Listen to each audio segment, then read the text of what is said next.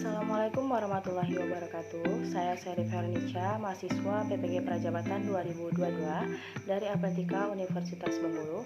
Pada kesempatan kali ini saya akan mempresentasikan hasil dari observasi yang saya lakukan untuk membuat profiling dari peserta didik. Nah, adapun tujuan dari profiling dari peserta didik yaitu untuk mengetahui dengan jelas bagaimana gambaran peserta didik yang ada di dalam kelas. Waktu, tempat, dan objek pada observasi ini yaitu waktu pelaksanaan pada 9-18 November 2022.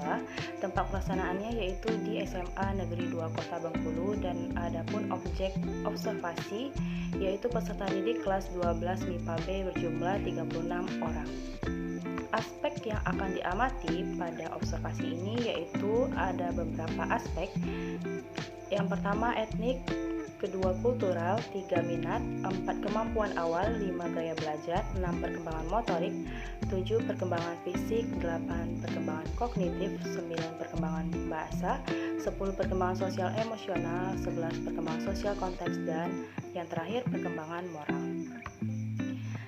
Observasi ini dilakukan dengan penyebaran angket kepada peserta didik, kemudian dengan mewawancarai beberapa guru di mana di antaranya yaitu guru biologi dan guru bimbingan konseling. Yang pertama yaitu etnik dan kultural. Dari hasil observasi diketahui bahwa peserta didik berasal dari berbagai suku, di antaranya yaitu Rejang, Lembak, Bengkulu, Serawai, Pekal, Pasemah, Batak, Minang, Sumatera Selatan, Jawa, dan Sunda. Nah, kemudian budaya yang ada pada peserta didik yang pertama budaya di rumah, yaitu terdiri dari budaya disiplin, berpamitan atau mencium tangan orang tua sebelum bepergian, sholat maghrib dan subuh berjamaah di rumah, makan bersama dan tidak boleh makan di dalam kamar. Kemudian budaya di sekolah, yaitu upacara setiap hari Senin, menerapkan 5S, senyum, sapa, salam, sopan dan santun, menghargai guru, budaya literasi, dan sholat duha. Kemudian dari karakteristik minat, dari hasil observasi didapatkan bahwa peserta didik kelas 12 MIPA B memiliki minat belajar yang berbeda-beda. Sebanyak 38 peserta didik menyukai matematika, 22% menyukai biologi, 13% menyukai bahasa Inggris, 11% menyukai olahraga, dan sisanya menyukai semua mata pelajaran. Pada saat pembelajaran biologi, keaktifan dan antusiasme peserta didik dikategorikan sangat baik. Hal yang disukai peserta didik beraneka ragam, diantaranya yaitu olahraga, bernyanyi, bermusik, traveling, memasak, membaca, dan menonton. Kemudian kemampuan awal. Dari pengamatan yang dilakukan saat asistensi mengajar, didapatkan bahwa kemampuan awal peserta didik dikategorikan baik. Hal ini diamati pada proses pembelajaran saat guru memberikan persepsi, peserta didik memberikan umpan balik yang sangat baik dengan menjawab semua pertanyaan yang diberikan oleh guru. Nah, di sini dapat disimpulkan bahwa peserta didik sudah memiliki kemampuan awal dengan menjawab pertanyaan yang diberikan oleh guru. Namun, ada juga yang tidak dapat menjawab pertanyaan dari guru, sehingga kedepannya guru perlu mengadakan pretest atau kuis untuk mengukur kemampuan awal dari peserta didik. Kemudian gaya belajar. Dari grafik yang ditampilkan dapat diketahui bahwa gaya belajar dari peserta didik kelas 12 MIPA B kebanyakan yaitu gaya belajarnya auditori sebanyak 39,1%, kemudian kinestetik sebanyak 34,8%, gaya visual sebanyak 26,1%, dan yang lainnya yaitu sebanyak 13%. Perkembangan motorik. Pada perkembangan motorik, peserta didik kelas 12 MIPA B ini dalam kategori baik, di mana hal ini disimpulkan dari hasil observasi yang mendapatkan data yaitu peserta didik memiliki percaya diri sebanyak 52,2%, mandiri 91,3%, memiliki kefokusan sebanyak 87%, kreatif 60,9%, dan memiliki daya berimajinasi sebanyak 87%. Perkembangan fisik. Pada kelas 12 MIPA B ini terdiri dari 14 orang laki-laki dan 22 orang perempuan, di mana rata-rata umurnya berkisar dari 17 sampai 18 tahun. Laki-laki rata-rata memiliki tinggi badan dalam rentang 160 sampai 174 cm, sedangkan perempuan dari rentang 150 sampai 170 cm.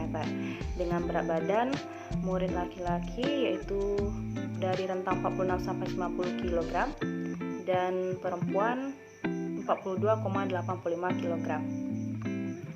Dari data tersebut dapat diketahui indeks massa tubuh dari peserta didik yaitu ada 5 kategori. Yang pertama, kurus tingkat berat sebanyak 1 orang, kurus tingkat rendah 5 orang, dengan kategori normal 26 orang, obesitas tingkat ringan 2 orang, obesitas tingkat berat sebanyak 2 orang.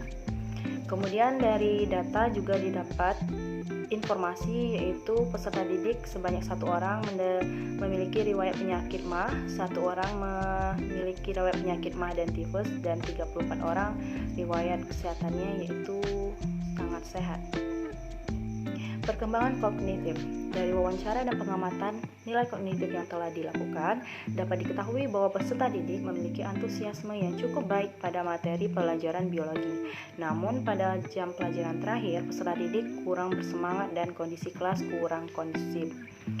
Nilai pengetahuan cukup baik, namun sebanyak 19,4% peserta didik jarang mengumpulkan tugas tepat waktu, sehingga nilainya banyak yang kosong dan guru juga kesulitan dalam menghadapi siswa tersebut.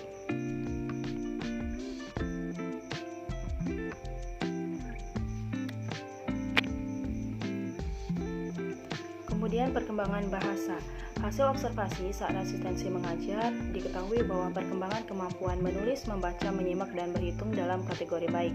Peserta didik sudah dapat menulis sesuai dengan kaidah EYD yang baik, dapat menyimak penjelasan guru dengan baik, serta dapat melakukan operasional perhitungan dengan baik. Perkembangan sosial emosional. Dari wawancara yang telah dilakukan dengan guru bimbingan konseling dari SMA 2 Kota Bengkulu, diketahui bahwa peserta didik memiliki perkembangan sosial emosional dalam kategori baik. Rata-rata semua peserta didik mandiri, inisiatif, percaya diri, bekerja sama, dan ceria dalam proses pembelajaran. Namun terdapat 1 orang anak yang terlalu interaktif dan tidak dapat mengontrol pemikirannya, sehingga menimbulkan perilaku yang kurang baik, atau dapat dikatakan anak tersebut memiliki sifat jahil. Kemudian perkembangan sosial konteks. Perkembangan sosial konteks ini berhubungan dengan orang tua peserta didik. Nah, di mana didapatkan data bahwa orang tua dari peserta didik dari ayah memiliki riwayat pendidikan yang paling rendah yaitu tidak sekolah, dan yang paling tinggi yaitu memiliki riwayat pendidikan S2. Sedangkan ibu memiliki riwayat pendidikan yang paling rendah itu SMA dan paling tinggi tingkat S3. Dari data peserta didik diketahui bahwa pekerjaan dari orang tuanya beraneka ragam, diantaranya yaitu buruh, pedagang, bengkel, wira swasta, blogger, karyawan swasta, PNS, dosen, pengacara, Polri, TNI, dan bidan. Perkembangan moral. Dari wawancara dengan guru BK juga didapatkan data yaitu rata-rata peserta didik kelas 12 MIPA B memiliki perkembangan moral dalam kategori baik, memiliki rasa empati yang tinggi, peduli terhadap teman dan lingkungan. Namun ada 1 anak yang memiliki sifat jahil yang telah dijelaskan sebelumnya, yaitu sehingga menyebabkan yang bersangkutan melakukan tindakan yang berdampak pada moral yang kurang baik, seperti merusak barang temannya. Nah, kemudian kesimpulan yang dapat diketahui dari profiling peserta didik yaitu pendidik sangat dianjurkan untuk dapat membuat profil dari peserta didiknya sesuai dengan tujuan pembelajaran di kelas. Nah, hal ini akan membantu untuk dapat mengolah kelas serta memberikan pengajaran dengan lebih baik. Oleh karena itu, sebagai pendidik kita harus memahami karakteristik dari peserta didik yang ada di dalam kelas. Sekian presentasi yang dapat saya sampaikan. Saya akhiri. Wassalamualaikum warahmatullahi wabarakatuh.